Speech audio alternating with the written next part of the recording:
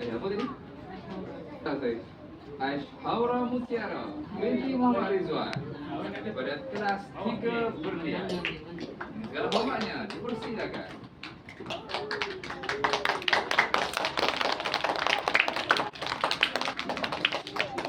Bismillahirrahmanirrahim. Alhamdulillahirabbil alamin. Wassalatu wassalamu ala Rasulil amin wa ala alihi wa sahbihi ajmain. Apa khabar semua? Sihat?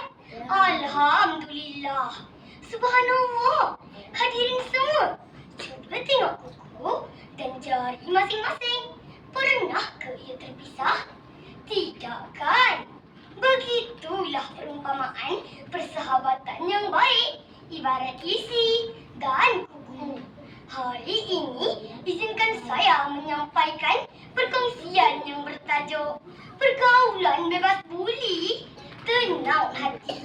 Siapakah yang dimaksudkan sebagai sahabat? Sahabat ialah teman yang dikenal rapat dan disukai. Sahabat yang baik membimbing ke jalan takwa dan menghindarkan kita dari dosa dan maksiat. Tapi hadirin, kes buli dalam kalangan murid dan pelajar semakin menjadi-jadi, paling mendukacitakan sehingga membawa kepada kematian. Seperti mana kes buli yang tular almarhumah Zara Khairina. Semua bermula dari perselisihan faham. Astaghfirullahalazim. #Justice for Zara. Hakikatnya, buli terjadi lantaran hilangnya rasa kasih dan hormat antara sahabat. Sepatutnya sahabat saling menyayangi, bukan menyakiti. Hadirin semua, buli bukan sekadar mencederakan fizikal, tetapi turut mengancam kesihatan mental. Bayangkanlah, mangsa hidup dalam ketakutan, hilang keyakinan diri, malah mengalami tekanan emosi. Buli ini ibarat bayang hitam yang menutupi cahaya kebahagiaan. Melawannya adalah satu jihad. Ya, jihad mempertahankan maruah, menjaga emosi, dan menyelamatkan generasi daripada keruntuhan akhlak. Ingatlah pesan Rasulullah SAW. Al-Muslimu man salimal muslimun min lisanihi wa yadihi. Muslim yang sempurna keislamannya adalah apabila muslim lain terselamat daripada lidah dan tangannya. Baginda dengan tegas melarang umat Islam daripada menyakiti sesama manusia. Tidak kira sama ada dengan perbuatan, percakapan maupun emosi.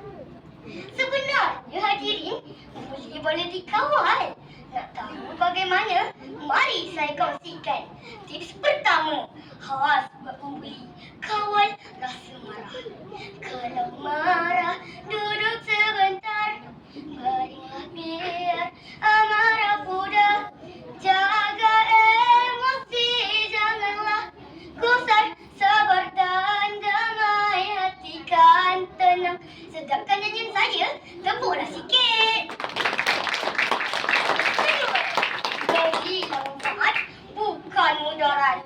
Khairun nas anfa'uhum linnas. The best of people are those that bring the most benefit to mankind. Hadis ini jelas menunjukkan bahawa Rasulullah SAW menyuruh kita agar menjadi sebaik-baik insan yang memberi manfaat. Jangan kerana keburukan kita merosakkan hubungan persahabatan yang sekian lama terjalin. Kawan-kawan, kalau ada kes buli yang berlaku di sekeliling kita, jangan diamkan diri. Adukan kepada ibu, bapa, guru dan pihak berkuasa. Ingat nombor ini, 15999. Talian kasih sedia mendengar. Untuk akhirnya, saya doakan moga kita sentiasa sihat mental, fizikal dan rohani, agar kita terus mampu berjihad melawan kelelahan dunia. Saya akhiri dengan satu rangkapan. Jihad itu jihad yang mulia. amalan baik jangan berhenti. Tenangkan hati hidup bahagia. Sahabat sejati, hindari buli. Saya Dai Haura. Sekian, wabillahi taufik wal hidayah. Wassalamualaikum warahmatullahi wabarakatuh. Sekian.